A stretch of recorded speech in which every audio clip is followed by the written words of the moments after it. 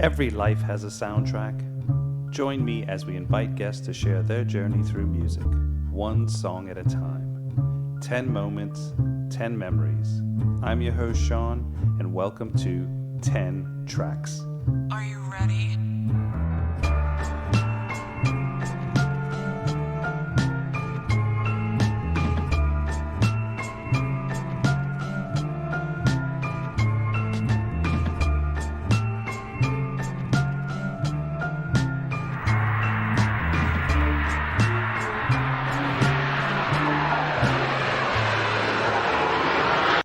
Welcome to 10 Tracks. My guest today is Rebekah Bex Collinswood, a former radio content manager turned podcast host and theme park expert.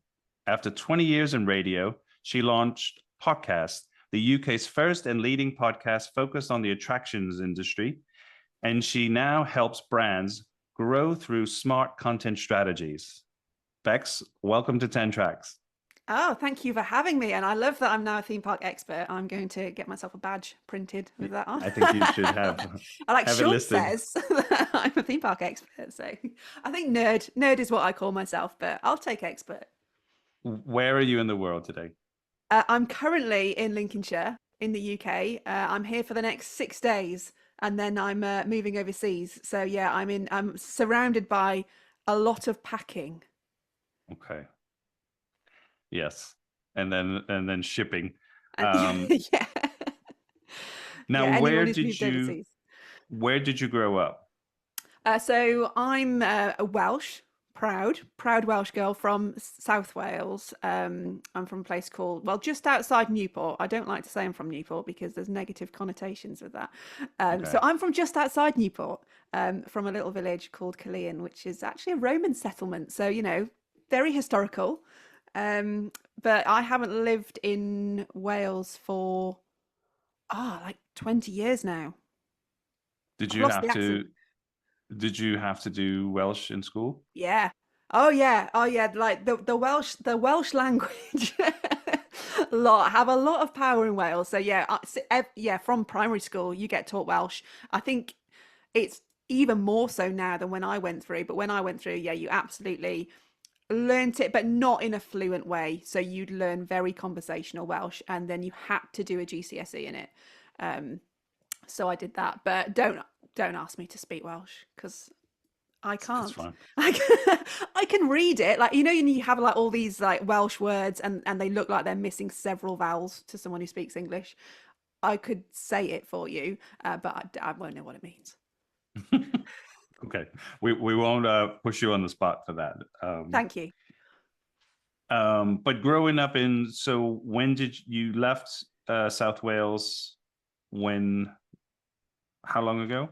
I think I was 21 when I left. I stayed there. Obviously, I finished school, and then my first few jobs were in Wales, including my first few radio jobs. And then I left and I moved up north for a bit. Yeah, but I miss Wales every day. So Lincolnshire is where? So Lincolnshire. Where is Lincolnshire then compared to? Well, we're on the east coast of England. Don't worry, like even people in the UK don't know where Lincolnshire is.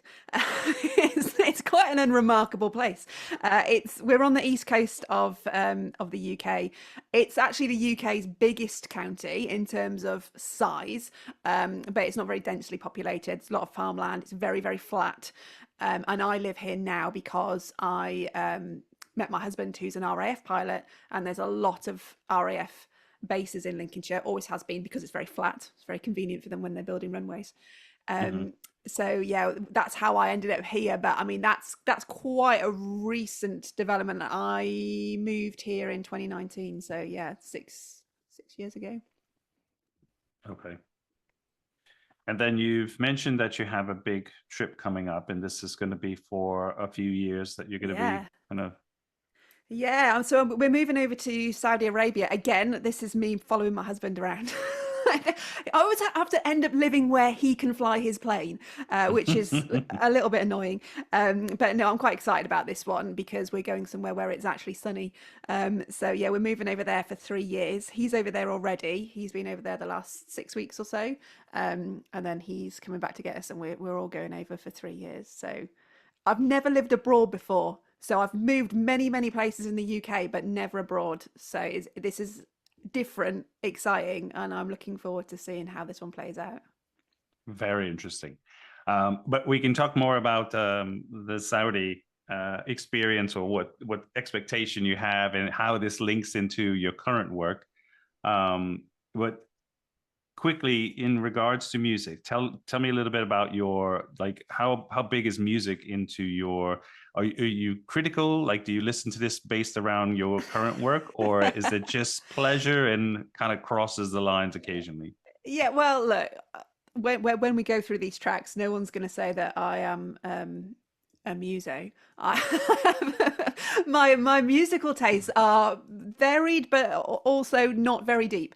But obviously, I worked in radio for a long time. Like, I've done 20 years in radio. I still love radio. And you can't get away from it. When you work in a radio station, you have music on like the entire time that you're there, and when you're driving in your car. And I can't be in my house without there being some music on somewhere. So it is like huge for me, but it always has been ever since I was very young. Like, I learned to play instruments quite young. And then I went into like listening to pop music, as you do, and I went through my my boy band phase, as you do, and then moved into, you know, some other stuff. But I still love pop music, and yeah, it's wherever I go. I am never ever driving in the car without some music being on, which is embarrassing for other passengers, but it's the way it is. Well, I think in the UK in particular, music is an essential part of life and culture. So Yeah. it's hard not to grow up there, even anywhere from there. And there's a lot of great bands from Wales as well, by the way. So Oh just yeah, absolutely. I know you have one on the playlist for sure that I know of. But Okay, good. and I like them as well. Which could bring us into track number 1, since this is the first one on the list. Yeah. This is off their first album, Yes. Local Boy in the Photograph by the Stereophonics. Yeah.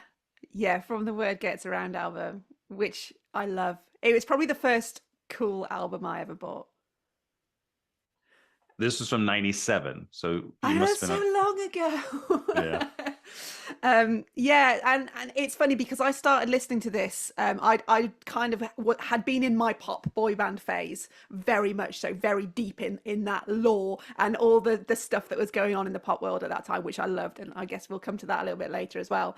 But at the time, like you say, the music scene in South Wales was really getting a lot of traction nationally. Like, there's always been like a huge band scene locally, but suddenly our local bands were getting in the charts, and it's like, that's quite cool when you're like, oh, they're from like just up the road, basically. And one of my friends at school had got this album, and she was like, oh, this album's really cool. And she recorded it onto a cassette for me, which very, you know, sorry to the copyright holders. And there were still cassettes back then. There was, yeah, she had it on CD and she burned it onto a cassette for me. So I took it home and I played it. I was like, oh, I really like this. And it was the first kind of guitar type music that I'd heard or really got into. It was very different from what I had been listening to. And I loved it, and I went out and I did buy it myself on CD then, and it got scratched to within an inch of its life because I was not careful with my CDs at all. But I love it, and I'll still listen to this album today. And I just love everything about Kelly's voice. I love that you can hear the Welshness in it. There's so many great songs on this album. There's so many great Stereophonics songs. So this was a really hard one for me to go, I don't know which one to pick. And basically I've just picked one that I really like, but there's so many songs that it could have been.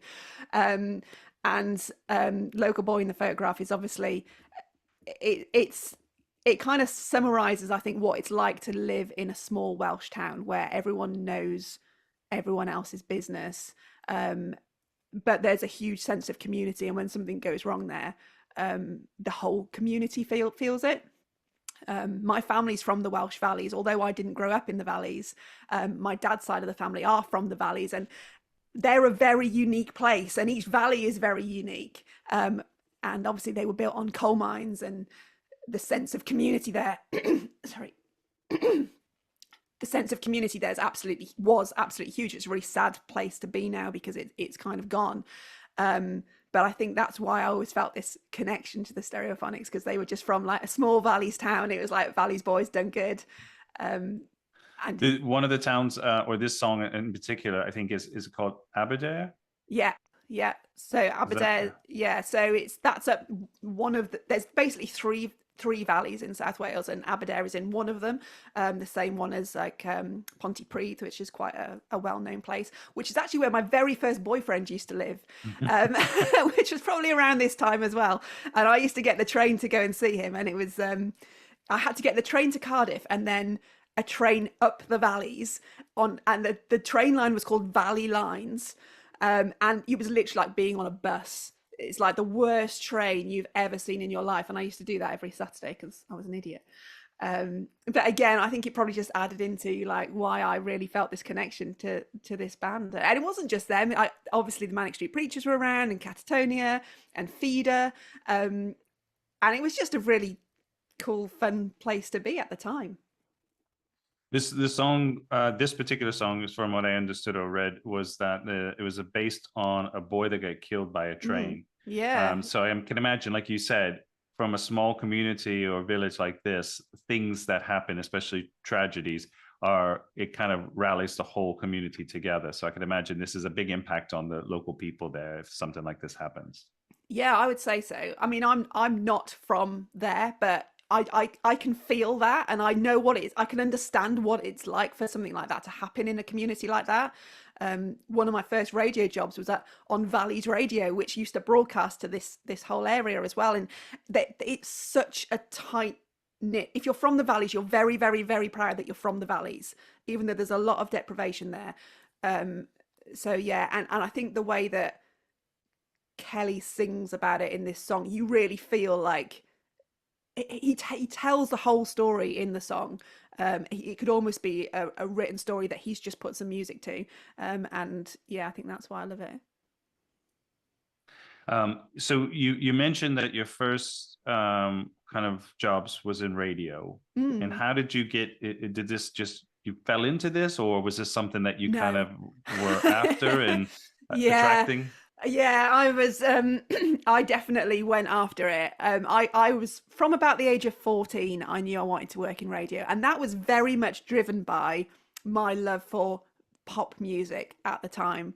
I would listen to my local commercial radio station, and they would always do like these events like Party in the Park and stuff in South Wales, where all these pop acts who I loved would come and perform. So I used to go to those. And I used to go and watch them, and I'd see all the people who worked for the radio station, like running around and managing the stage and stuff. I was like, oh, that looks like a cool job. Like, I need to get involved. If I'm involved in radio, then I get to like do all this cool stuff. And I listened to the radio like every minute that I had. You know, as soon as I got back from school, the radio went on.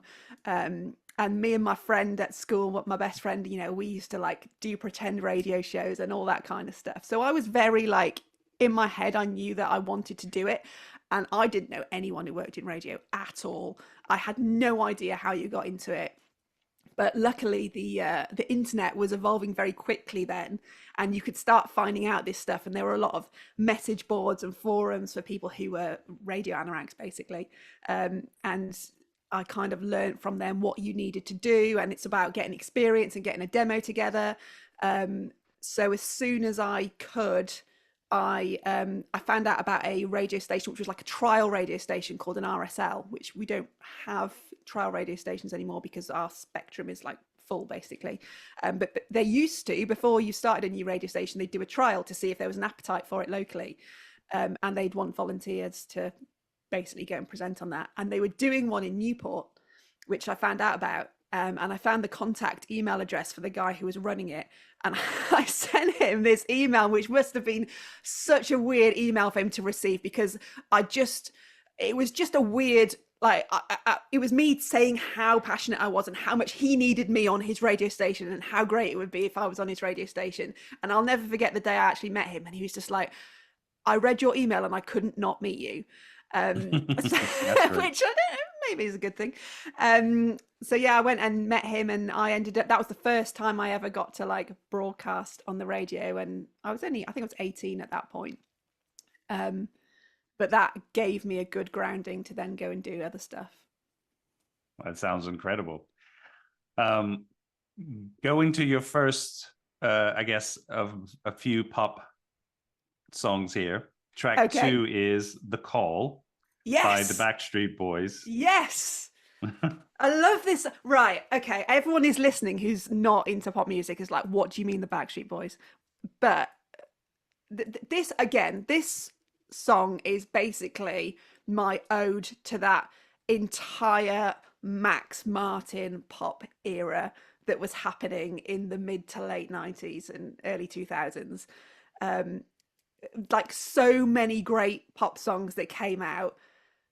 Obviously the Backstreet Boys were massive, and this is my favorite Backstreet Boys song because it's just so like cheesy that it's great. But that whole era was just so important to me, and it literally, like I said, that's what made me get into radio. If these acts hadn't existed and these songs hadn't existed, I wouldn't have carried on listening to the radio, and I wouldn't have thought I want to do that and get into that. So yeah, that's why this one is in here, and it's such it's such a camp song in so many ways. Like, it starts off with them making the phone call like back to their like girlfriend or wife at home, like, hey man, I'm gonna be late. But I just love it. Like there's the way the bass line absolutely slaps all the way through it. It's an underrated Backstreet Boys song. It doesn't get played on the radio really anymore at all. And it's not as big as like I Want It That Way or, you know, Backstreet's Back or anything like that. But I just think it's a great song. And like I said, it completely sort of encompasses the sound of pop music at that time, which was so distinctive. Like the Britney Spears, the NSYNC, you know, all those other great songs that all had that very, very identifiable sound to them. And they were really big in the UK? Oh yeah. Yeah, they were massive, and they weren't my favorite boy band. And I haven't put a song by my favorite boy band in because they're so cheesy. I couldn't even do it. Okay. But you know, they were massive, and I love. They were like right after New Kids on the Block. I think they were like the big thing in the States. I'm too young for New Kids on the Block. I'm too young for New Kids on the Block. I'm too young for Take That. Like they were like the generation above me slightly. Yeah, for my generation in the UK, it was like Boyzone, Backstreet Boys, and then my favorite band was 911 and Five, and NSYNC came in, and it was all of those ones. So that's kind of where I sat. NSYNC is Justin Timberlake? Yes. Okay. Yeah. So they were like kind of rivals. Backstreet Boys were first, and then NSYNC came afterwards, like same manager, and they just kind of. I mean, there's a great documentary about them if you're interested in the lore, which I watched on a plane. But yeah, it was just a great time to be a teenager, because all of this stuff, which now as an adult and someone who's worked in marketing stuff, I can see was all like fabricated to sell records. But it was all about these interband like rivalries and relationships, and it was like a soap opera, but in the music world.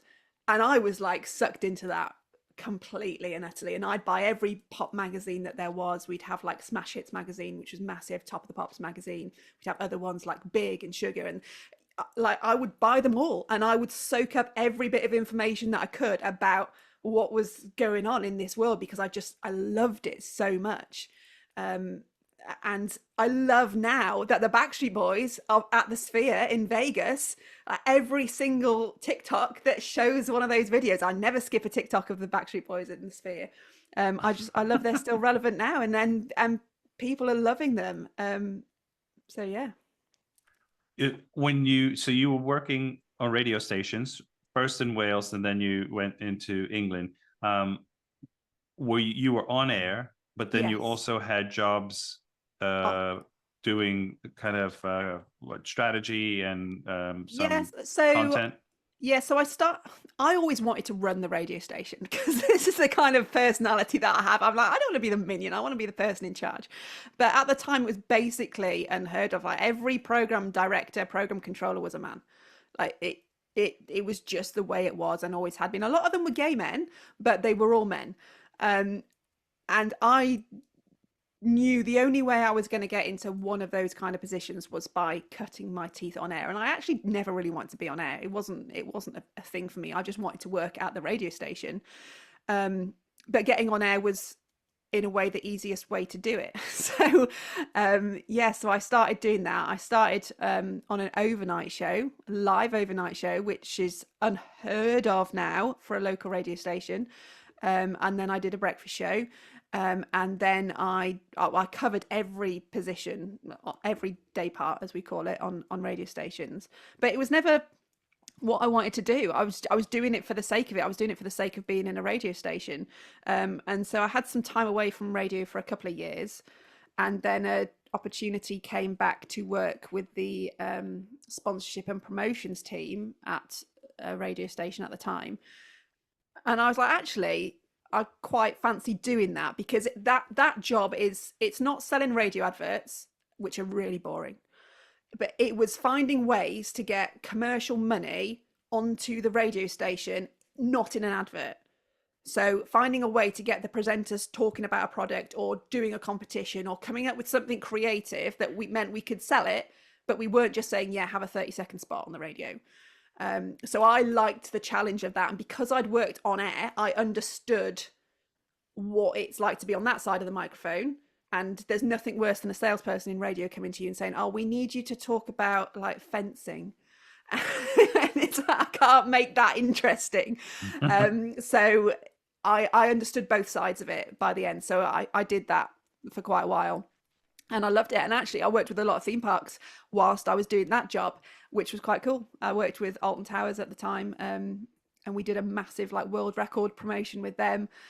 So that was a lot of fun, because again, I was combining like two worlds.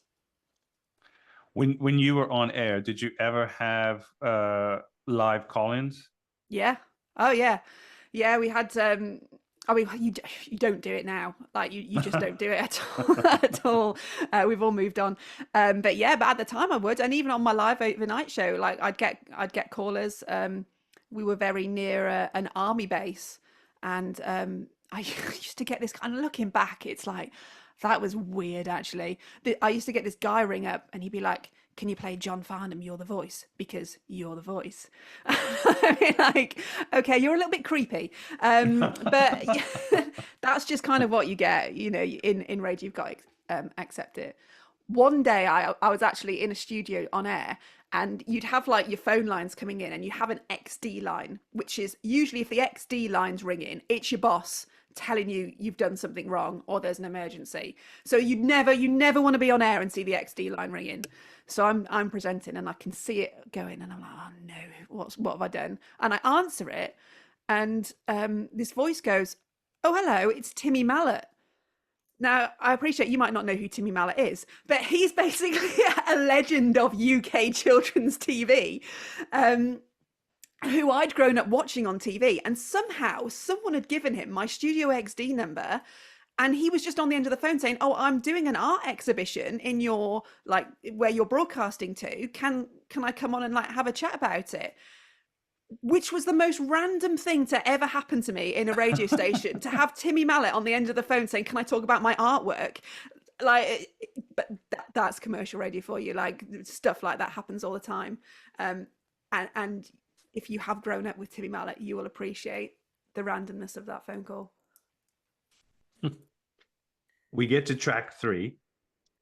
This is Tears for Fears, which is a band, of course, I probably closer in my growing up to, from the early 80s.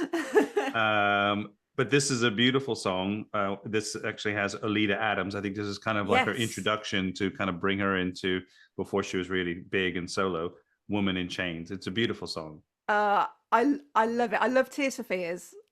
I know they're kind of beyond my time, but I absolutely love them. And yeah, this is, I think it's an amazing song, and again, a song which doesn't get played anymore, which I can't understand. it's in this list because it has my favorite line ever, lyric ever in a song, which is "It's under my skin but out of my hands," which I just love. I feel that a lot, especially at the moment with a lot of stuff that's going on in the world. I think, you know, it's amazing that that song was probably written, you know, 40 odd years ago, and it's still. It's a great line. But the whole song is still so relevant. You know, that we like to think that, you know, we are at a point where women are equal, and as much as I live a very privileged life and I am able to do many of the things that I want to do, I still feel that, you know, things would be different for me sometimes if I was a man. And I definitely felt it when I was getting into radio. So yeah, it's an amazing song. It's also in there because this was actually from a time in my life where, before I got into radio, I worked for a short time in an Italian restaurant. And the reason I took that job in the Italian restaurant was because literally next door was the local radio station, called Red Dragon. And we were in the same like complex. And I was like, oh, that's quite close. So like I might meet some of the presenters and stuff and get like just try and like weasel my way in. Good strategy. Yeah, well, to be fair, it worked. So I took this job in this Italian, and I still maintain it's the best job that I've ever had. Like, we had so much fun. We were like a little family who worked in this restaurant, and we were all quite young. Even the manager was quite young. And there was a big scandal at the time because the manager started seeing my best friend who worked there, and there's quite a big age gap between them, and he was married at the time. And I was the only person who knew that this was going on. So we all went on holiday together, the three of us, because I was like the decoy. I was like, no, we're just friends all going on holiday together. And when we were going on this holiday, he brought with him the Tears for Fears Greatest Hits CD. So we were listening to it the whole time on this holiday. And then when we got back from it to the Italian, we're supposed to be playing like this, you know, like traditional Italian restaurant music. And he was like, oh, I'm fed up of this stuff. I'm going to put Tears for Fears on in the CD player. So we had this Italian restaurant with Tears for Fears playing out for about 3 weeks until someone from head office came down and was like, yeah, you can't be playing that.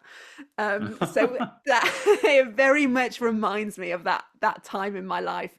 And it was a really good time, although this is a very sad song in many ways, that I get a really warm feeling when I hear it, because it takes me back to that time. And that was the last time that I didn't work in radio. It was the last job I had before I worked in radio. And I did get to know some of the presenters from doing that job, and I served Mark Owen from Take That and Margarita Pizza. So Mark Owen. Oh, Mark Owen. Yeah. I know who Mark Owen is. You must know who Mark Owen is. Yeah, he came in to do an interview at the radio station, and he came and had a pizza with us. So yeah, great times. We get to track 4. This is a band from the 80s as well, but this is a song from one of their later albums. I think it's off their 11th album, Nightbird. Yes. It's Erasure, Breathe. Yeah, which again is a bit like left field for me. Like I'm not some sort of like Erasure mega fan or anything like that. But I love this song, and again, it takes me to a place that was really important to me in my life. So this song came out when I was working at my very first radio station, which was Radio Pembrokeshire in West Wales. It's the first station that gave me a break. I was doing that's where I did the overnight show, and this song came out. And I remember distinctly sitting in the office opposite a guy called Kerry Jones, who was the manager of the station. He also part-owned the radio station. And we were sort of chatting, and this song came on.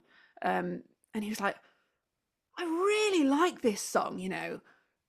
And immediately there and then, because he owned the radio station, he bumped it onto the A-lists. So for anyone who doesn't know, you have different playlists, and if you're on the A-list, you get played more often, B-list slightly less, and then you have other things like recurrence and like 80s, 90s, whatever now. So yeah, we were literally sat there chatting, and he was like, I really, really like this song. And he put it on the A-list. So obviously from that point, I heard it nonstop because it was on the A-list, and the radio was always on. So it completely takes me back to working at that radio station. and learning everything. That it was the hardest job I've ever had in radio, but it was the best grounding I could have possibly had, because I learned everything there, literally everything.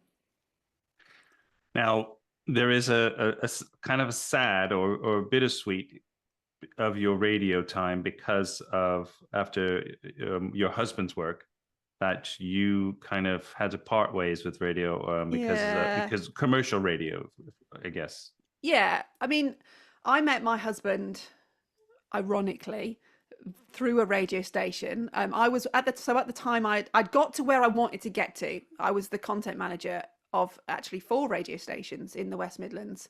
They were all called free radio, one of which used to be called BRMB, which anyone who grew up in the Midlands in the UK will be very, very aware of. BRMB. It was a station that I knew, even growing up in South Wales. I was like, oh my God, BRMB is massive.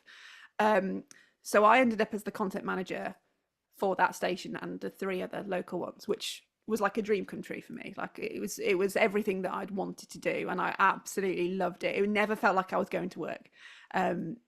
We had the best time, and I did some amazing stuff there. And we used to do our own, big pop events like those ones I used to go to when I was 14. We were doing them, and I was there stage managing them. Like everything came full circle. I was like, this is great. And we were working in partnership with the RAF at Cosford, who do an air show. And our marketing team had done a deal with them where we were going to be there and promote them. And there was like ticket giveaways and stuff like that. And they came to us and they were like, look, we've got kind of a radio broadcast that we do at the air show, but it's not very good. And we want to change it. Can you guys help us? And as a radio station, the answer was kind of like, no, we don't really do that. But I, in my stupidity, said, well, on a personal level, I think I can help you because I know some guys who've done similar. So let me put you in contact with them and we'll see if we can, I'll see if I can help you out and make that happen. So we did. And they hired us to kind of take over the Airshow radio station that year, which was 2018. And I knew nothing about the RAF or planes. Like, I hate planes. I hate flying. It's literally a 0. If you ask me to rank like 10 things that I really don't care about, like aeroplanes would be very near the top. But I just wanted to help them out because I felt sorry for them. So I took these guys that I knew and had done these. It was an RSL. It was a restricted service license for just 2 days. And we went and did it for them. And I was on air broadcasting at the air show, doing a bit before the air show started. I was like, all they're like, hey, everyone, hope you have a great day, blah, blah, blah. And I had these guys helping me out from the RAF who were supposed to be getting me people to like chat to from all the various stalls and stuff like that. And I was going into a song. I hadn't had anyone to talk to for like a few songs. I was like, guys, can you just like find me, just literally bring me anyone. I don't care who they are. Just bring me someone. And I'll chat to them at the end of this song. So it's like 3 minutes on the song. And I'm like, it's 2.5 minutes. It's 2 minutes. They haven't brought anyone over. And with about 40 seconds left on the song, this guy brings over my now husband. And they were like, oh, this is Flight Lieutenant Callinswood. He's with the Typhoon display team. And I'm like, okay. I was like, just so you know, I don't know anything about planes. So I'm going to ask you some really basic questions, but just like humor me. And he's like, okay, fine. And literally with the song finished, I was like, right. Okay. So yeah, I'm with like Flight Lieutenant. And I remember he had a badge on which said Cal. And I was like, I'm sure they said his name was Nick. I was like, are you Nick? Are you Cal? And I was saying this on air. And he was like, no, it's Cal. Like, that's my surname. But, we're military and we have nicknames and stuff. And we just did this chat, and I just kind of blagged my way through it because I knew nothing. And after we'd finished the chat, we just carried on chatting. And then here we are, 7 years later, married. But it was a big decision at the time when I started seeing him. About 6 months in, I was like, yeah, I really think this is going somewhere. But I was living in Birmingham and he was living over here in Lincolnshire. And we were like 3 hours away, at least. And we was like, this isn't sustainable, really. So if we're going to make a go of this, someone's got to move. And unfortunately, they don't let typhoons fly out of Birmingham Airport. So, No. so the only person who could make the move really was me. So I did. And actually, for a while, I commuted, which everyone says was mental. And actually, looking back on it now, it was, because I used to commute 3.5 hours each way. So 7 hours a day to get to that radio job, because I loved it so much and I didn't want to leave it. And I nearly killed myself on many occasions trying to do that. So in the end, it was just like, I cannot physically do it anymore. So yeah, I left it. But I mean, some would say it was worth it. It's an amazing story that you know, a random person who I just know. at the last second you get to come up and talk to, and somehow this is the one. Yeah, I know. And like we talk about it a lot, and like there's so many ways that we would never have met if I'd said, actually, no, I'm not interested in doing your radio station for you, or if I hadn't already met the guys who I'd worked with in radio before. I'm like, I know those guys can do that. Or if he hadn't gone to that air show, because he was basically flying the spare jet in, he wasn't the display pilot, but they always take a spare. And it's just random who's taking the spare to each air show, and he happened to be taking the spare to that one, and he happened to be standing around at the minute that I needed to speak to someone. Like, there's so many, like, you know, little things that would have meant that we would have never ever met each other. But that's life, isn't it? Sliding doors. Yeah, literally it is. And I guess so many people have got the same kind of story about when they met someone, and it's the off chance that you meet them. But yeah. Do you have a copy of that recording when you were? Yeah. Yeah. Yeah, Oh, I've got incredible. it, and it's on video as well, which is like highly embarrassing. But yeah, and I mean, I don't think I was flirting, but the guys I was with from the RAF, as soon as I finished that interview, they all looked at me and they were all like, oh yeah. So I think they could see, I think other people could see instantly that like something had like clicked. There was between us. energy, there was chemistry. Yeah, like that was what they told me. They were like, we knew straight away as soon as you started talking that like something was there. And there was a lot, these guys were engineers, so there was a lot of pilot jokes as well, because engineers and pilots, like, there's rivalry. Uh-oh. How long did it take him to tell you he was a Typhoon pilot?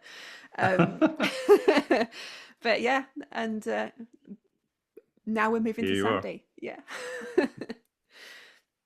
We get to track 5. Thankfully, this is only 10 minutes long, because you know, another guest has, I won't mention his name, a mutual friend. Yes, who had to pick a 45 or 47 minute track, which, you know, that could have been his whole list in one song. This is actually her 2021 version of the song, which I think there's some backstory to this. I don't know if you know all of this, but this is Taylor Swift, All Too Well, and it's called the 10-minute version. Yeah, very specifically the 10-minute version. And this is not me just being like some like muso of like, oh no, it's got to be the 10-minute version, man. But no, it genuinely does. I'm not a Swiftie. It's been reproduced, and she redid the song, so that's why it's a different song almost since the original. Well, I mean, I'm not a Swiftie, and I hope there's no Swifties listening, because they are mad, but who would absolutely crucify me if I get any one of these details wrong. But I really like some of Taylor Swift's stuff, and I really, really, really like this song. So my understanding is she released the song on the album Red. She then lost the rights to all her masters, and they were sold to somebody who she really, really didn't want them to be sold to. She hated. So she did the only reasonable thing for any woman to do. And I have so much respect for her for this. I mean, so total girl power. Yeah, absolutely. Like, fine, I'll do it again. I'll just do it again. I did it the first time, so I'll record them again, and then they'll be mine. So 2 fingers up at you. And in fairness to her, she did it. So she re-released like several of her albums. One of them was this one. So she re-recorded All Too Well, but she also, on this re-released album, released some tracks like from the vault, as she called it. And this song had always been this 10-minute version, but wasn't on the original album, because who puts a 10-minute song on an album unless you're Jean-Michel Jarre? Exactly. And so but on this re-released album, she was like, okay, the fans have been asking for it, so here it is. And it's such a, I don't actually, the original version, the normal version is very like, nah, fine. The 10-minute version is such a powerful, I think it's the breakup song that every woman wishes she could have written. And that's what Taylor Swift does really well. I think she is great at identifying situations that a lot of women will have felt and putting them into words and songs. And we can feel like we're like, yeah, I've been there. I've been out with that idiot who treated me like that. And that's what this song does. And it's 10 minutes long, but it doesn't feel like 10 minutes. And in a way, it's a really, really simple song. The melody is not complex at all. And there's not an awful lot of production or anything going on in it. But she just keeps going. And it's like, and another thing, and another thing, and another thing. And she just tears this guy down. And there's a lot of rumors about who it's about. And she's never said for sure who it's about. But I love it. I just love that she's just like, well, if you want to mess me around, I'm going to write a song about you, and I'm going to be brutal in it. I'm absolutely going to take you down. I've got all my masters back. You know, yeah. You trying to dump me is the lead. You're in for it now, mate. Yeah, and the 10-minute version has so many great lines in it, which clearly, when she did the original version, she had to cut some of them out, and it must have been painful for her to go, oh, I don't know, I'm gonna have to lose that, but it's such a good line, but I'm gonna have to cut it out. So I love that in the full version you get every single one of those lines, and she sings it differently as well. She's got like an absolute like disdain in her voice sometimes about what had happened, and I think we can all feel that, and we can all identify with having been with someone who's, you know, tried to sell you the world and it's just all fake and it's not real. And or maybe it's just me. I met a few of them, but it really like resonates with me, and it's the song that I'll put on if I've got 10 minutes left of a really long drive. I'll put it on because I know it'll get me through those last 10 minutes. Her voice to me, and again, I don't think there's going to be many Swifties listening to this, or else they'll find me and assassinate me. But like from the 80s or late 80s was Suzanne Vega. I don't know if you're familiar with her or no. Yeah. And Taylor Swift sounds to me a lot like her. In a way, which is a compliment. So it's a compliment to both. I wouldn't, but it's just that kind of her sound and her voice. She's got a good voice. I'm not disagreeing. I came probably closer to hearing her songs besides what you hear on the radio or on maybe in films, but because one of the bands that I really like called The National, which is considered like sad dad rock, or there's actually playlists called that, which The National are in. And the guys are probably closer to my age, but they're still going, and they're younger people really are into them. But they did on one of the last albums, I think, or 2 albums ago, she sang on one of the songs. And then the singer for The National sang on one of her albums as well. Crossover. So which again, I mean, he's maybe not her father, but he's probably, could be quite. He's probably half her age or something. I don't know how old she is, but she's like mid-30s, I think, mid to late 30s. Yeah, possibly he could be her father. Depends on how young they had her. But the point is, like, their voices actually sound quite good together, and it's again like hearing her in to sort of more my world, not her world, with their songs of their style. She has a great voice for it, and it's like if she crossed over more into stuff like that, I don't think she's going to lose her Swifties, because I watched something a little on YouTube about the song, and it was 2 young women basically playing the song on YouTube and critiquing every part. Which they had no clue who The National was or what the hell they were, but it was just like her singing with some guy, it's duets like she always does with other people, and they were just kind of like over themselves. Just it was a little bit comical from some of but I guess people who are really into our Swifties, maybe they're just gonna be like, this is so normal for us. This is how we, we idolize her.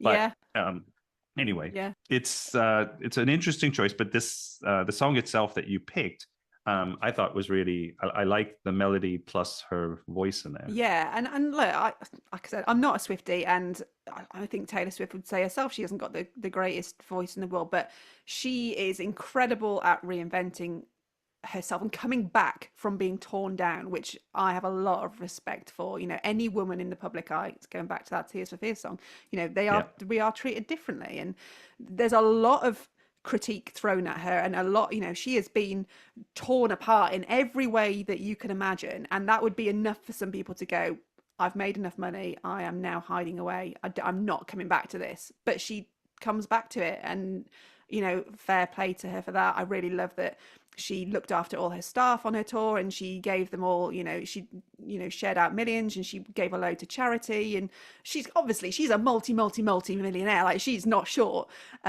but she seemed quite generous with it, and she seems like, from what I can tell, you know, a fairly decent human being. And I quite like that she will take people down who attack her, and she won't just run away from them. She'll look them head on and go, all right, let's talk about this, and this is my comeback to you, and it's usually in the form of a song.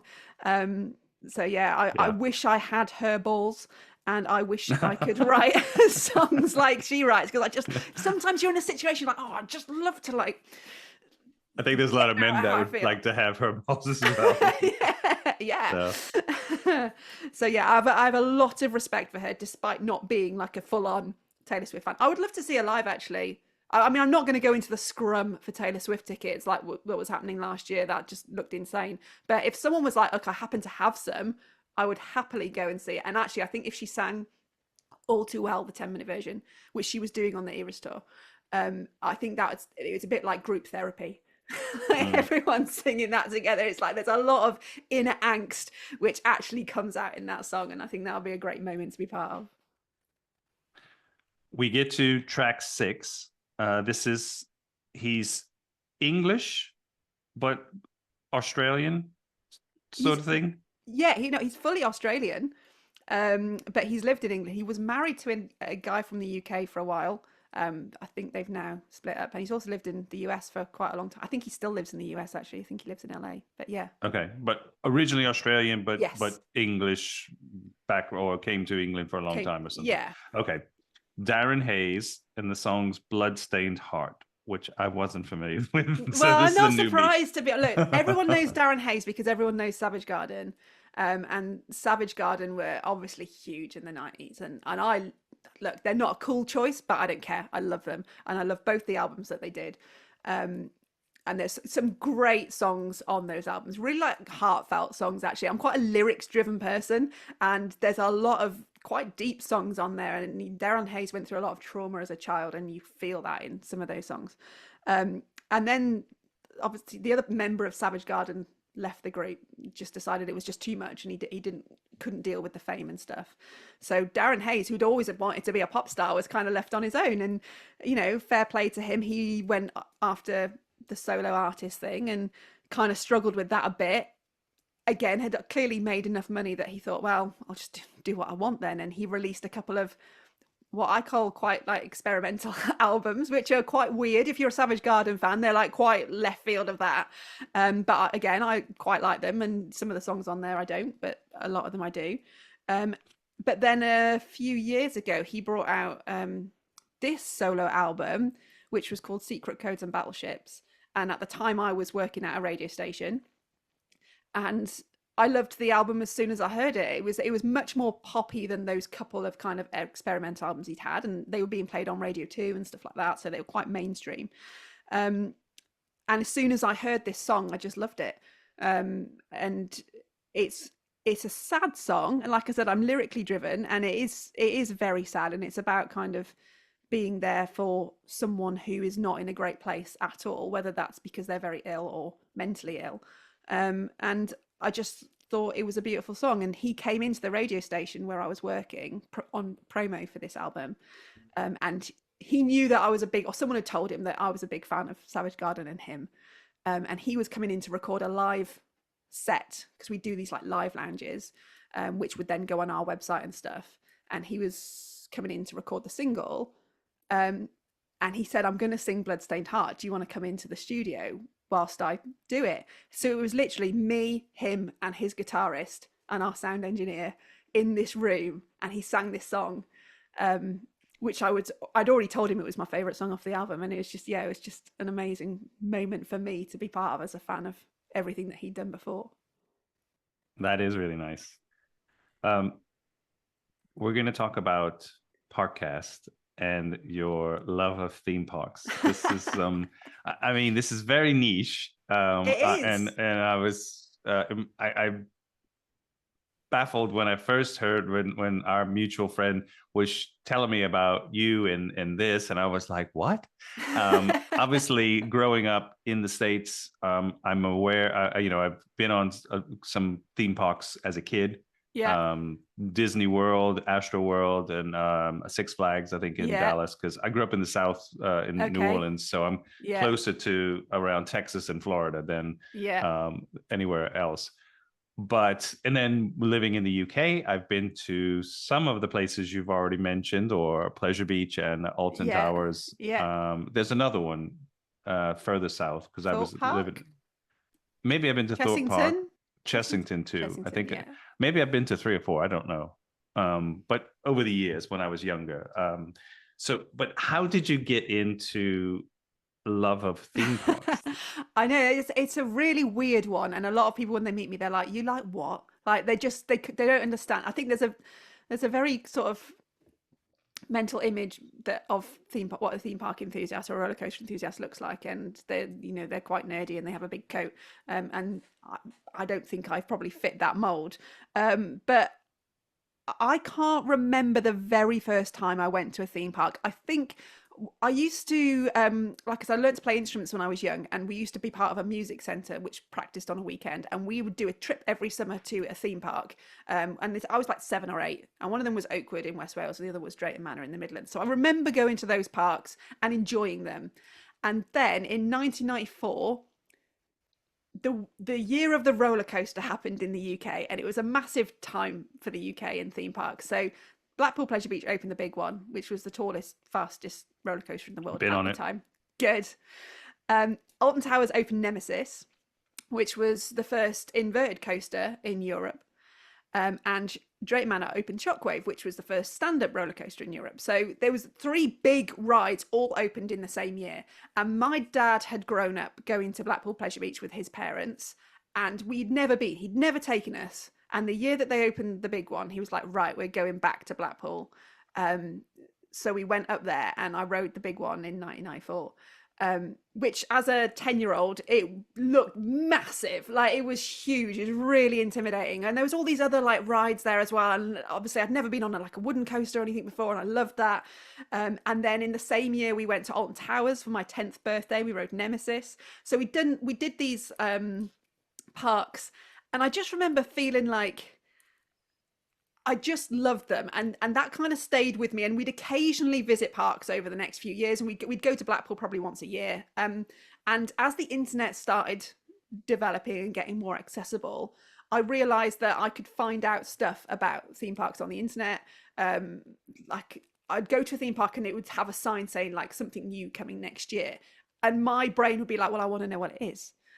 I'm too nosy. I can't wait till next year. I need to know now. So I realized that if I went on the internet, there would be people talking about it, and you could find out what was going on. So that kind of got me into that world, and theme park forums, where there's lots of enthusiasts all kind of gather together and chat about stuff. And I just soak all this stuff up, and I've just got one of those kind of addictive brains in many ways, where I'm like, well, I need to know more and I need to understand it. So I would spend a lot of time like finding out which parks were building new stuff and what it was going to be, and what's the difference between that type of roller coaster and this type of roller coaster. And before you know it, you're a nerd. And that's what happened to me. And I started going to parks on my own as soon as I could. As soon as I was allowed, I went up to Pleasure Beach on my own. I remember getting a train up there, and I must have been, I don't know, 16, 17.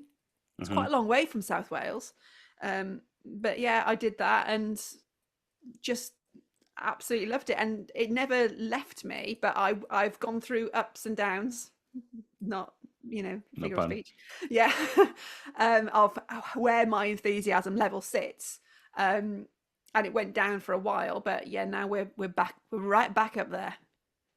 But now you love the roller coasters and all of the big ones, like the really steep and tall and all, like, so heights and all of that is not a problem for you. Well, no, actually, I'm really scared of heights.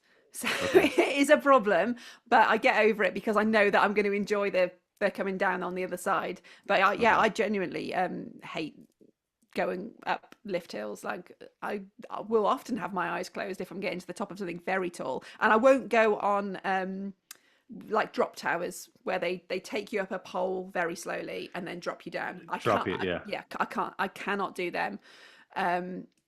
But yeah, roller coasters, I'll go on any roller coaster. Love them. I this was back in 2009, maybe 8, I don't know. It was during our friend's wedding. His bachelor party was at Pleasure Beach, and so hang on, I'm going to use that one. Well, it was just 3 of us. And he tells me he hates theme parks and roller coasters. Right, that one's being used. Because the wedding was in the Lake District, so we ended up going in. We got passes to Pleasure Beach for the day. So, and we were staying there 1 night or 2 nights or something near. And so the 3 of us went on some of the rides, and I was happy when you're strapped in. I'm way more comfortable, and I'll go on those. And I'm scared of heights, but at the same time, I know I'm strapped in, so I'm pretty I'm not so worried or scared. But the big one, is that what it's called again? Yeah. Well, I kept watching that as I was like, and we were slowly, you're in the queue, so you're just waiting with everybody else. And I'm like, and it's just, and now obviously his damn music, but I don't know if it was then, but it's like that even makes it worse because you're hearing that as you're creeping in to get into, and I'm like, get me out. And I kept saying, I don't know if I'm going to go. You guys go. I might wait. And he's like, oh, come on. So they kind of pressured me into it. But it was the same. I don't know if you've ever been or know much about Astroworld. I think it still exists. I don't remember, but I actually got into there because of a concert that I had tickets for that evening. They used to have big music bands, and this was a pretty big artist that I was a fan of. He was playing there. Yeah. And so you got access to the park the whole day. Okay. So we, of course, drove from New Orleans to Houston, and we were in Houston the whole morning. Went straight when it opened. We would basically get off a ride because there wasn't many kids yet, and you could run back to the queue and get back in it. And literally, we went for the next, and we were maybe 19 at the time, which we were a little bit like, don't you guys have better things to do? Go like chase girls or I don't know, shoot fireworks or something. I don't know, something menacing. But literally the whole day we were just riding the rides, and then we had the concert that evening. Yeah. So it was pretty incredible. But I do know there's kind of a wooden roller coaster there too, which is one of the older ones that was pretty. It was the same. Getting on that, I did it once, and I'm like, nope, I've never done again. it. I'll go back on the other one that kind of loops back or whatever. We were upside down for a second, but it's. I mean, what from starting the podcast now, Parkcast, what have you learned more than when your initial kind of infatuation or interest? I mean, how much you must be an encyclopedia or Wikipedia of this. Honestly, compared to a lot of theme park enthusiasts, no, I'm literally in the the prologue. I'm not. My level of knowledge is nothing compared to a lot of people's. But what I try and do with the podcast is be reasonable, have an intelligent debate about things. I always try and get people on from the industry, which is difficult because a lot of people in the industry get burned by enthusiasts, and I'd be the same with radio anoraks. I'd be like, I don't really want to talk to you. So it's building a relationship with them where you can say, look, I'm not just gonna have a go at you, or say, well, why don't you just build this, or why don't you just build as if it's just that easy. I try to be really quite thoughtful about what we're saying, and if we say anything, we always have reasons why we can back it up, and at the end of the day, it's opinions, and we're all entitled to one of those, but we don't just slag things off for the sake of it, which a lot of theme park enthusiasts will do. I've been lucky enough to speak to some really high up people in the industry, people who run parks, operations directors, and they give me an insight into what goes on behind the scenes, which you don't appreciate as a guest. And sometimes as enthusiasts, you can be really frustrated and you're like, well, why is that on one train today? Why am I stood in a 1 hour queue and they could just have 2-3 trains on the track and then we wouldn't be stood in this queue? So why is that? Are they just saving money? And sometimes the answer is yeah, it's like they probably are just saving money. But there's other things as well that are going on which you don't necessarily appreciate in terms of like managing spares and engineering restrictions. And so that's been really helpful. And it's just been great to speak to people in that industry, which is so different to my own that I've worked in, but an industry that I love, and find that actually they really love working in it as well. And I think if I had my time again, I would definitely have tried to get into the attractions industry. I'm only 40, I've still got time, right? But yeah, the whole thing fascinates me. And at the end of the day, you're doing a job where you're trying to get people to have a great day out. Like what better job is there than that? No one's going into the theme park world to try and make people have a terrible life. People are going there because they want people to have a good time. A great experience, and to come back and to, it takes them away from whatever they're got going on to just have this amazing day. And it's great memory. Is there one theme park that's your favorite at the moment, or so my favorite at the moment is Europa Park in Germany. I was lucky enough to go to Universal's new park this year in Florida called Epic Universe, and that's only opened this year. And I went to a preview of it and I absolutely loved it. And then I got back and I went to Europa Park for the first time, which had been on my bucket list for years and years, and life just got in the way and I never ended up going. And I went to it very soon afterwards and I was like, actually, this even beats Universal. Like, this place is just incredible.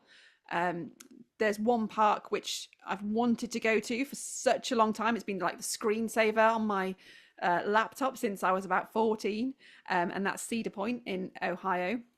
And I was booked to go in 2000, and then obviously COVID happened, so that trip got cancelled. And again, life's got in the way, and we've had a daughter since then, and she's too small to do that park. So it's still on the list, but we will get there at some point. And is there not did I understand, or I heard on the radio that the Universal is doing in the UK?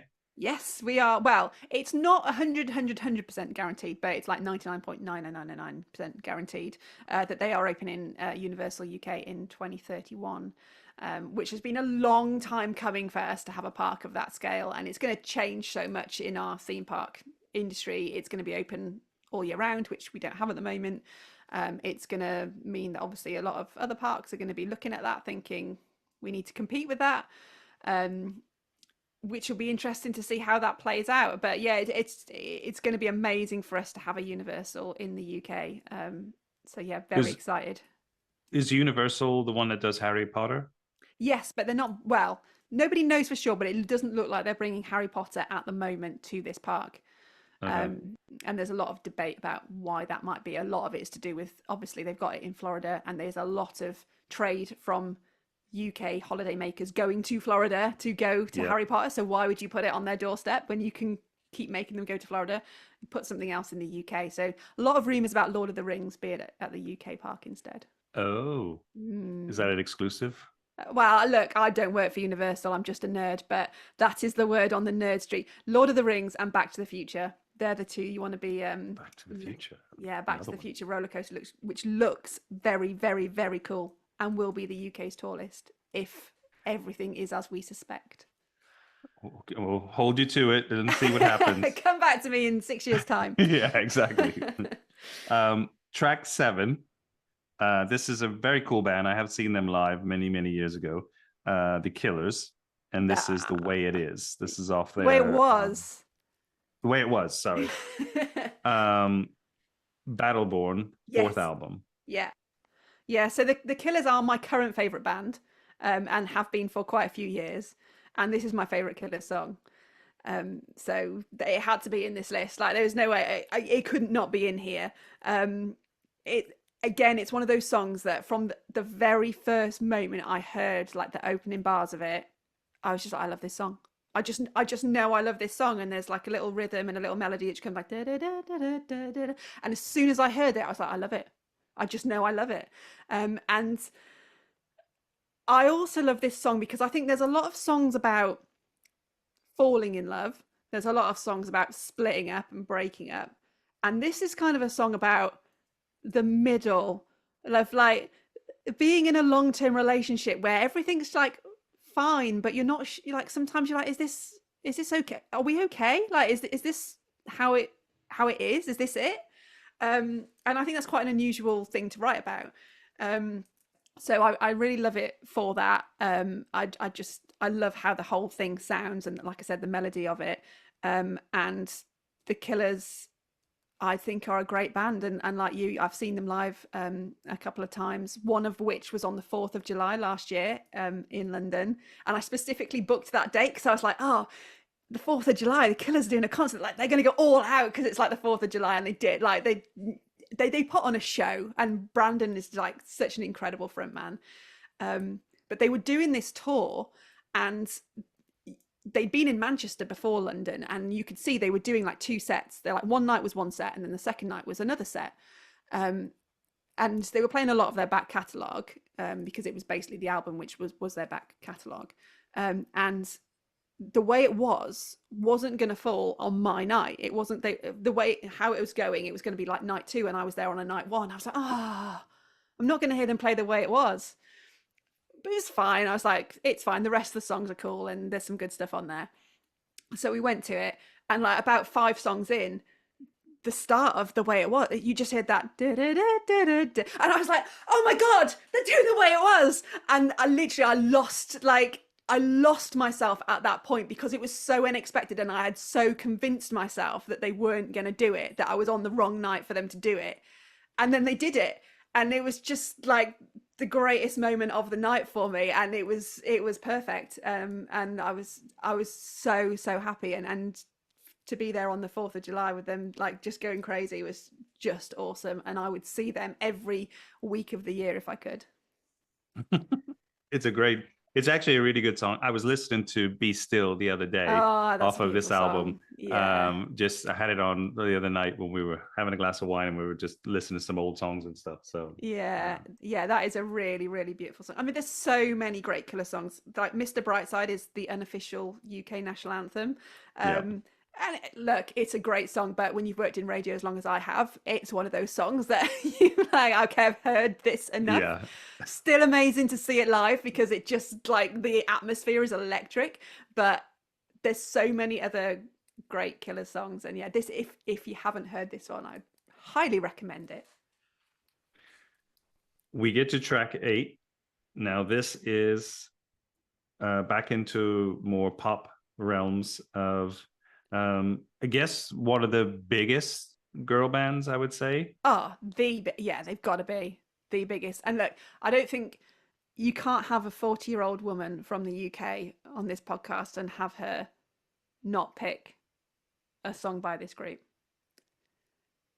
Viva Forever, the Spice Girls.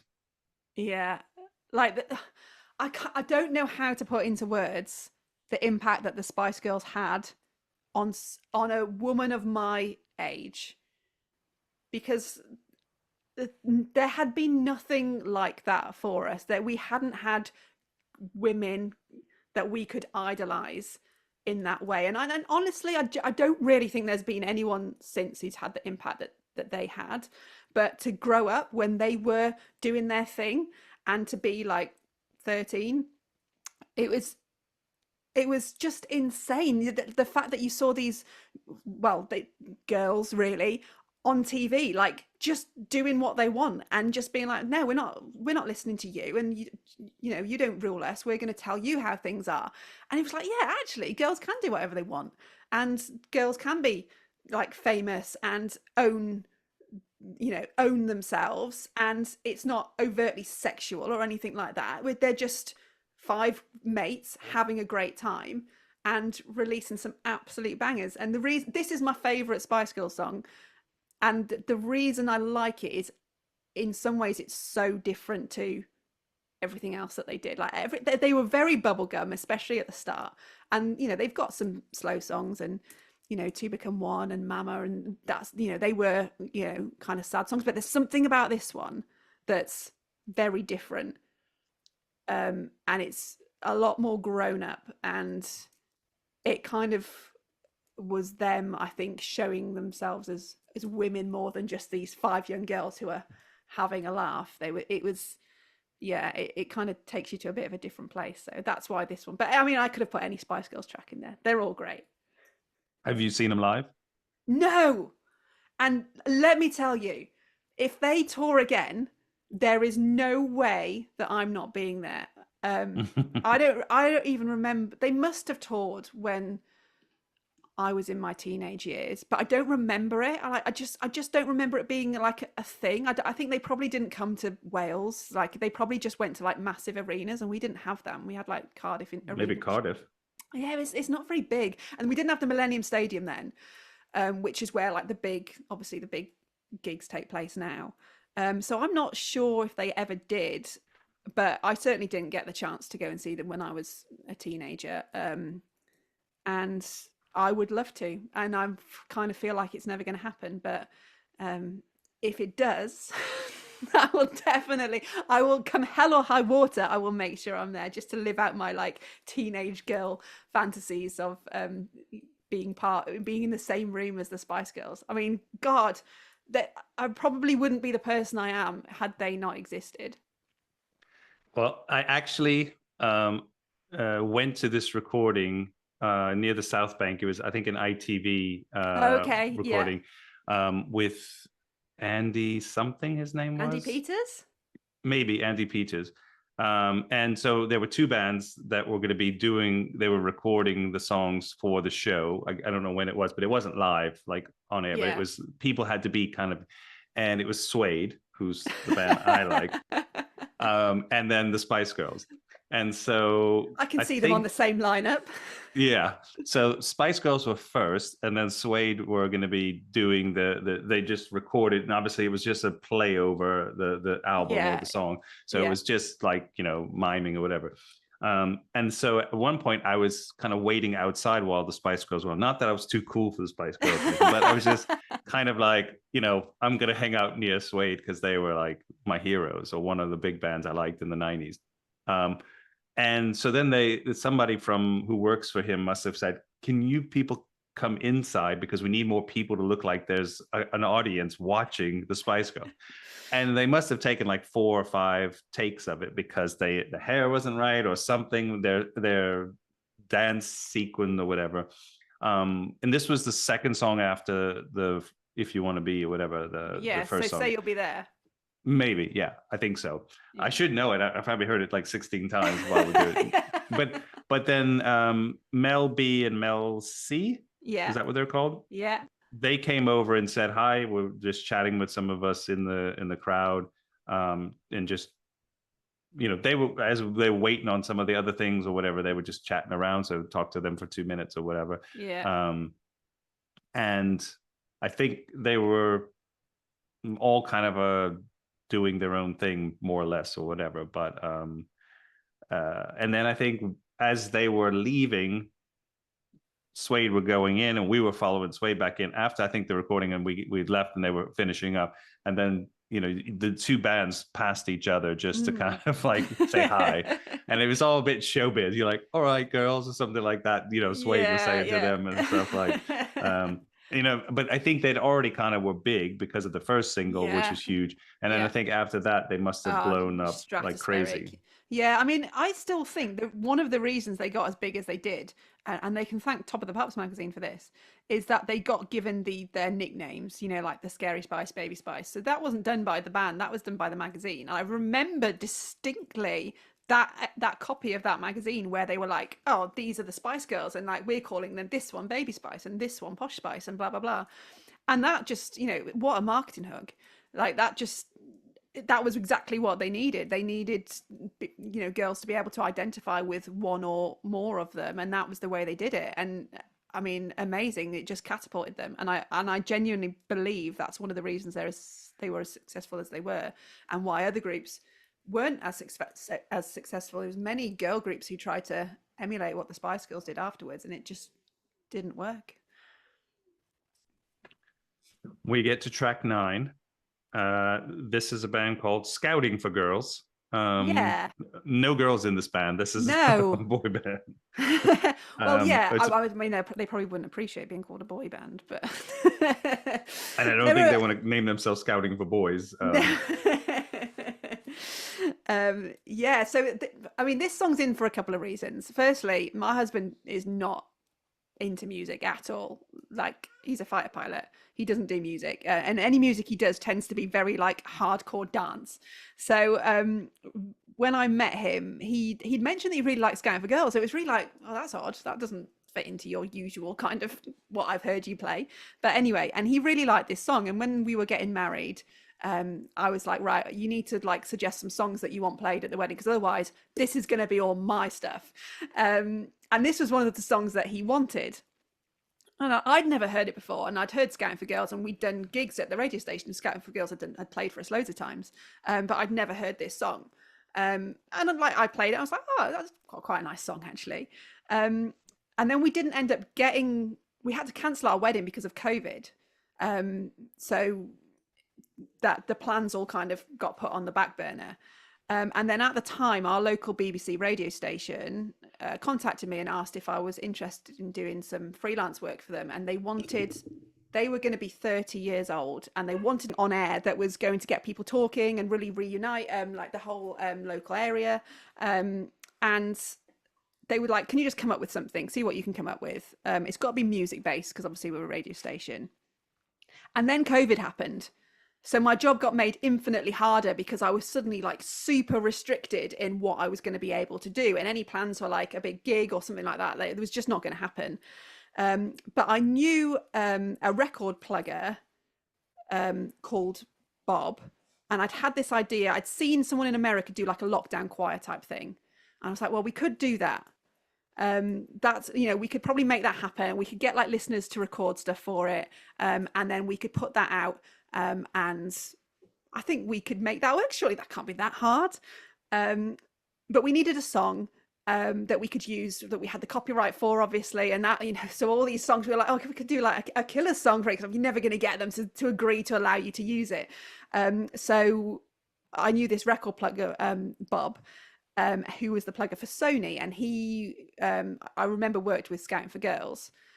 And I remembered this song, this home song, and I was like, okay, well, we're kind of stuck at home, and everything's a bit like downbeat, and we don't really know when we're going to see each other and do normal things again. And this song kind of felt like it was kind of celebrating being at home's fine if you're with the people that you love.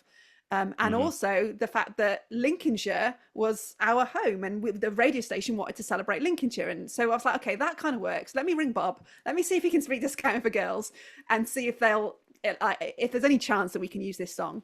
He rang them straight away, and he was just like, yeah, like they're up for it.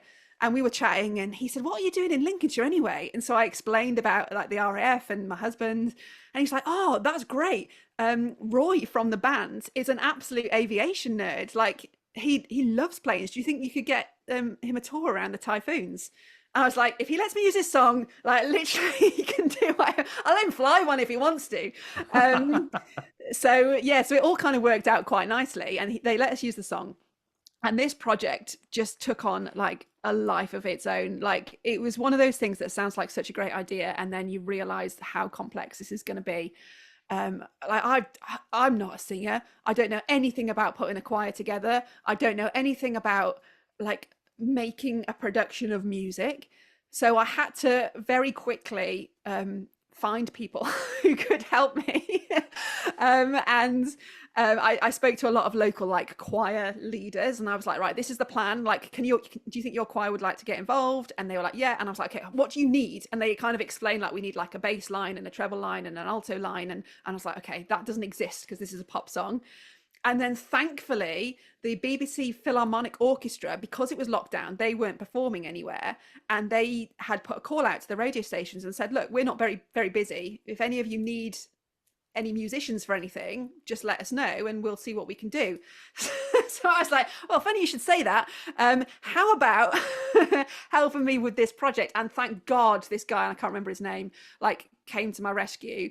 And he was like their musical director or something. And he was like, yep, I can take the song. I can break it into parts for you. I can score it all for all my instruments. And he literally did it in like less than a day. I was like, how on earth have you done that? You've taken a pop song and you've made like an orchestral rendition of it with like music for every instrument, like singing parts, like all the singing parts. He'd done it. He'd like scored it all. So I got it out to all these choirs. We had a thing on the website where if you were at home, you could record it and you could send it in with a video of you singing it, and you could be part of Lincolnshire's biggest choir. And that was the thing. And it was a nightmare, but somehow we pulled it off.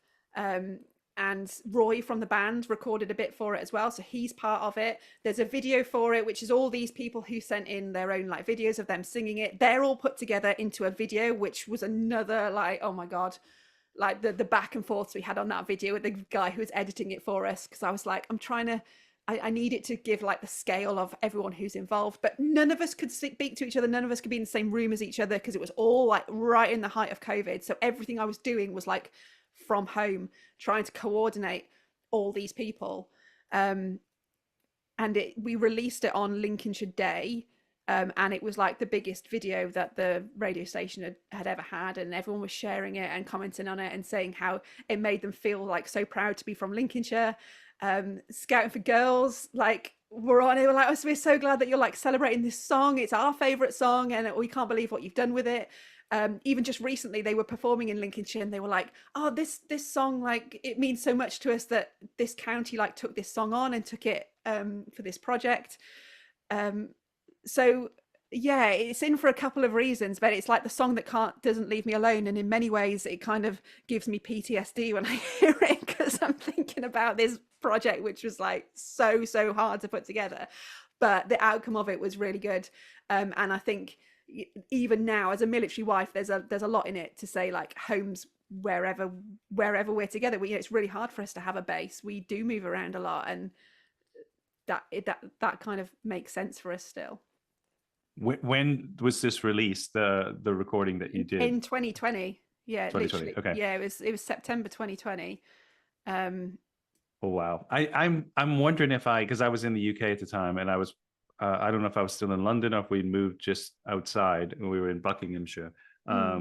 But I know that there was a lot that you would see on BBC talking about. So I'm sure there was some coverage that must have been around. Well, it definitely went on like whatever our like, it's not Look North, something like that. It's like our regional like TV stuff. And I think it's still, if you search Lincolnshire's biggest choir, I'm pretty sure it's still available if you're really interested. But yeah, I mean, in many ways, like I said, it was really hard, but also if it hadn't been for COVID, we would never have done that. We would have done something totally different. So it kind of, it existed because of where we found ourselves, and in a way that's a good thing. It was, I like a challenge, and it was definitely a challenge, but yeah, it sounds like a beautiful story, and it's just like the power of community and so much, and people coming together. I mean, there's a lot that COVID brought people together through a lot of the pain. So doing something like this, you should be very proud of that. That sounds amazing. It was, the whole thing was to show all these different walks of life. Like we had a farmer singing on it. Lincolnshire's massive for farming. We had a nurse on it, like doing these little solo parts. And then you just get this whole, like, we had like hundreds of listeners send in recordings of themselves singing, and like God bless the guy who put it all together, because he had a job on his hands. Like, I don't know where he even started. I just fired him the stuff. I was like, here you go. Like, bye. Let me know when it's ready. But TikTok. But it turned out great for what it was and the restrictions we were under at the time. We get to track 10. Now this is practically, I mean, this was like classical music almost, if you have to compare from your other choices. No, right, yeah, number 10. This song was actually written for, it was the guitarist from Tom Petty, and it was written for Tom Petty, and he passed on it. What an So it was idiot. given, I know, they heard it on the radio together in a car. I read. And Tom Petty, at first, the guitarist changed the channel because like, I don't want to piss him off. And then it turned into another channel which had the song on again. And he was just basically, and I guess Tom Petty was like, I was stupid for passing on this. Yes, It's a big hit, and I hear it a lot on local radio here because they play a lot of English channels where I am. Okay. It's a English radio station. Yeah. It's Don Henley, The Boys of Summer.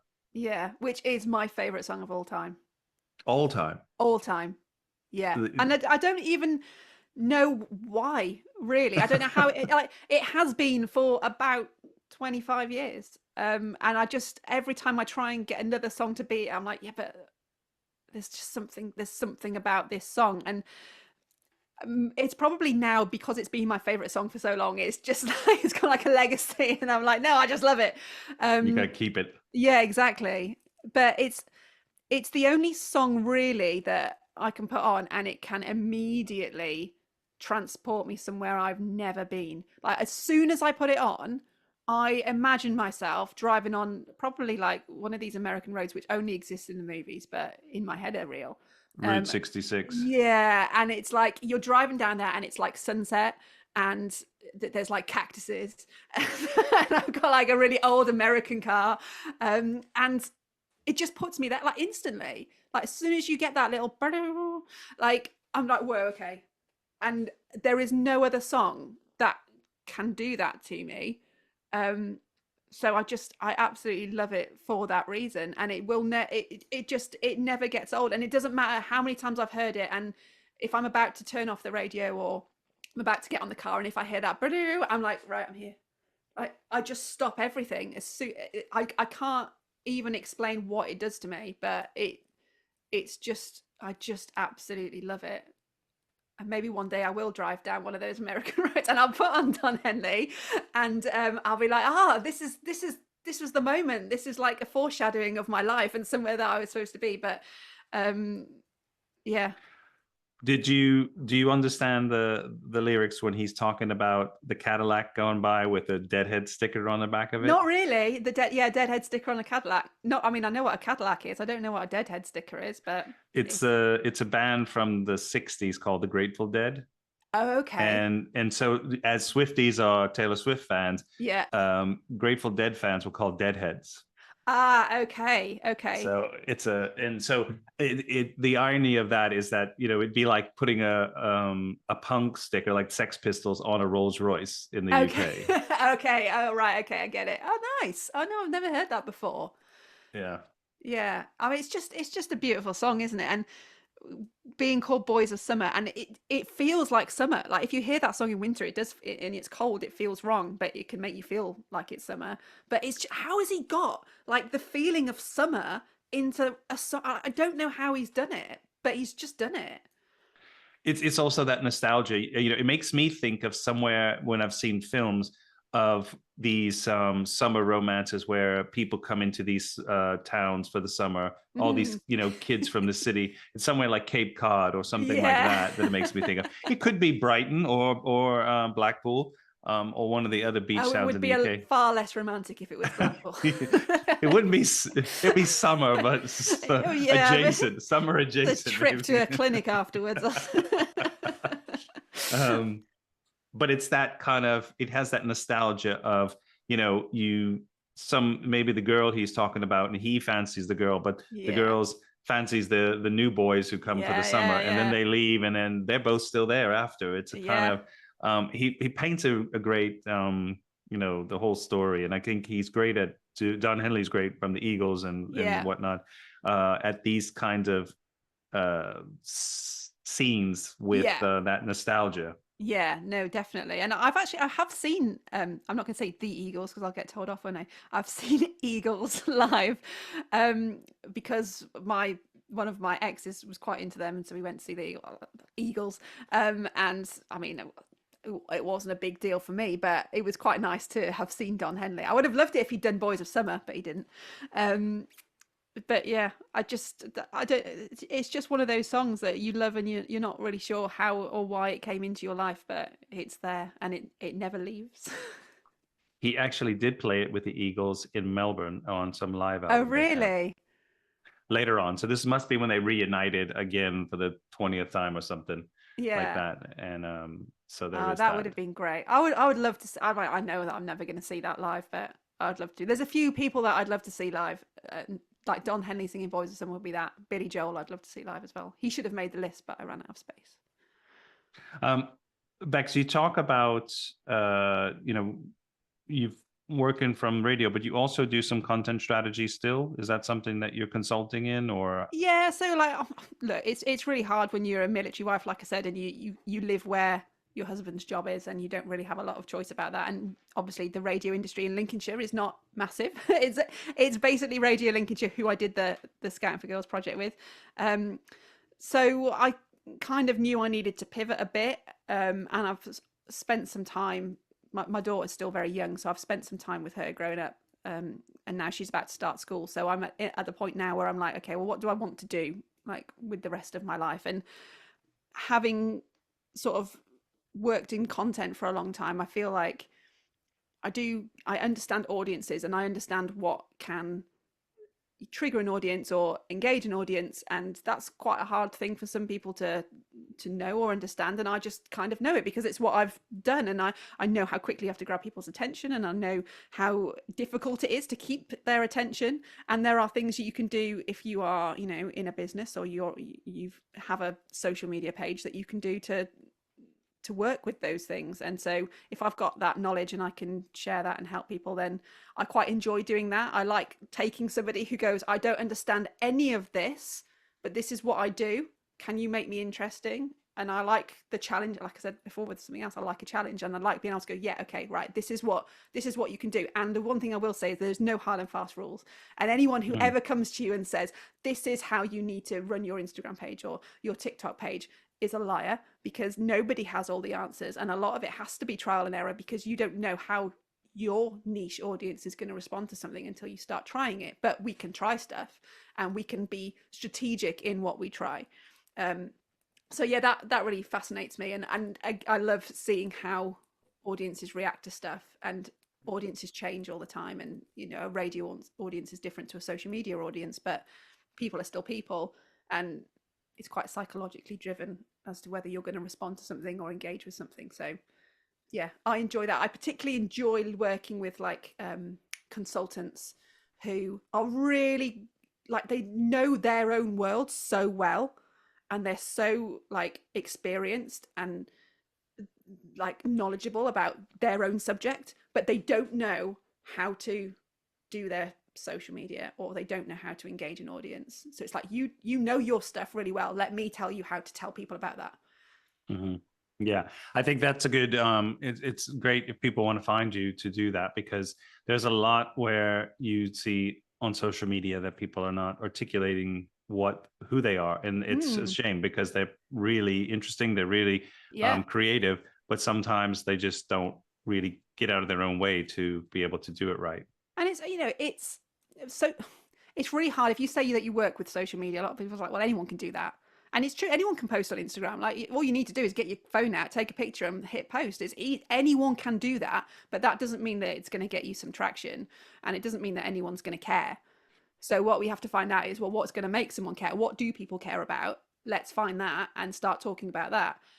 If you want to build a following on social media, not everyone does, but if you do want to, then you do have to be strategic about it, and sort of hit and hope posting, unfortunately, isn't gonna cut it anymore. So yeah, there are things that can be done and thought about which will get you where you need to be. But do you get any of your theme park kind of fellow enthusiasts kind of critiquing you on certain things that you've said, or any of your episodes of your podcast? Enthusiasts have always got an opinion. I mean, I'm very lucky in that. I think because a theme park podcast hadn't existed in the UK before I started Parkcast, It wasn't like I was ever trying to emulate anyone. So I've never been compared to anyone or being told like, oh, well, you're just trying to be the next X, Y, or Z. Because I've always done my own thing, and I've kind of got the pedigree, I suppose, to go, well, I kind of know how to make audio. It's what I've done for 20 years. So no one really is like, will sort of say, oh, well, I think your podcast is rubbish. I mean, I'm sure that a lot of people think it, but that's, you can't please all of the people all of the time.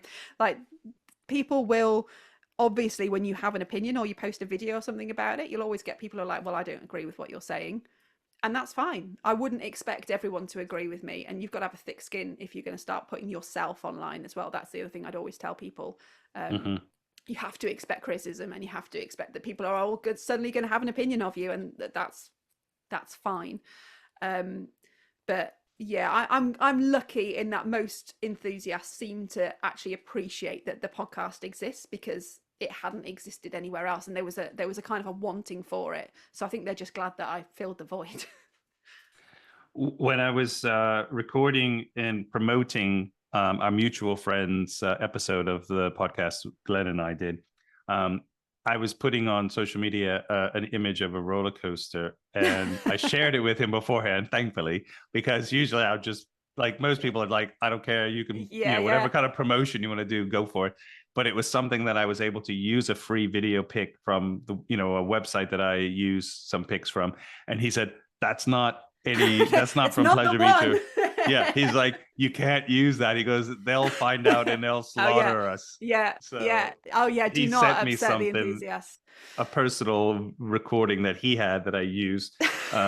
So I want to say, like, anybody in your world or his world that actually noticed that was, or that from that little clip, if they did ever see it, for him more than me, that it was, the right. Oh no, the right ride. Yeah, absolutely. And if you, God forbid you had posted something that he hadn't worked on, honestly, like, enthusiasts can spot the wrong track design from a mile off, and we get very upset about things like that, going, that's not a B&M or a Mac ride, as it was in that case. But don't. I mean, roller coaster enthusiasts get a lot of flack from the industry about being too opinionated and stuff, but to me it is no different to anything else. It's the same with radio. Everyone had an opinion on radio stations. Radio anoraks who couldn't do a broadcast if their life depended on it will have an opinion on you. In my husband's world, the plane spotters always know better than the pilots. He's flown fast jets for 20 years, but nope, the guy with a camera at the end of the runway knows more than he does. Railway spotters, I'm sure, exactly the same. It's part of the fun of being a group of enthusiasts, isn't it? Football fans know better than managers. Like, it's what we do. We have opinions, and we might not always be right, but we will be vocal about them. And it comes from a good place, I think. It comes from a place of loving something. Yeah. Well, good luck with the podcast and continue. And I think you're going to be able to create some new episodes when you get to Saudi because of their interest in theme parks. Is there anything that you've been told to bring with you from the UK that you're not going to be able to find? Because, like, goodie bags are important to have. I'm giving you some... I know. Well, I have, obviously my husband's gone ahead, and I've been very like, right, tell me like important things like painkillers. Like, can I get ibuprofen? One thing I need to check, and this is vitally important, is if I can get Marmite. Because if I was going to say Twiglets, Marmite, then Marmite 100%'s got to be coming with me if I can't get it there. But I'm going to check. Actually, as soon as we finish this, I'm going to ask me about that. But honestly, it seems like everything's pretty, the brands that you'd expect to find in the UK are all in Saudi now. I was like, show me the shampoo in the supermarket, and I was like, fine, they've got L'Oreal, I'm fine. So yeah, I'm gonna go. If I need anything, I'm back in a couple of months anyway, so I will bring it back with me. Just bring a check bag so you can bring that back exactly. with you. No alcohol. And I'll go through security and they'll be like, why are you bringing this stuff? Bex, thank you so much for being here and being my guest. It's been a pleasure to talk to you, and so much. I mean, the songs you've picked, just the stories behind this, there's some amazing, and thank you for sharing that with everyone. Oh, you're welcome, and please don't judge my choices too harshly if you are a muso. Thank you. Don't worry. I wish you a successful trip to Saudi with your family and your husband and your daughter. I'd say to everyone as we finish up to be kind, be humble, be loved, and I wish you the best. Yay!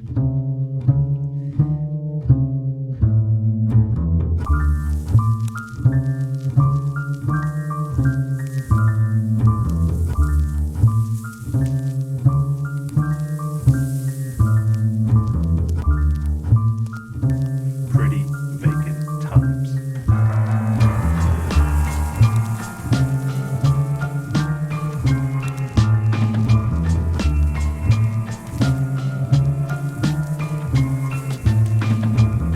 Are you ready?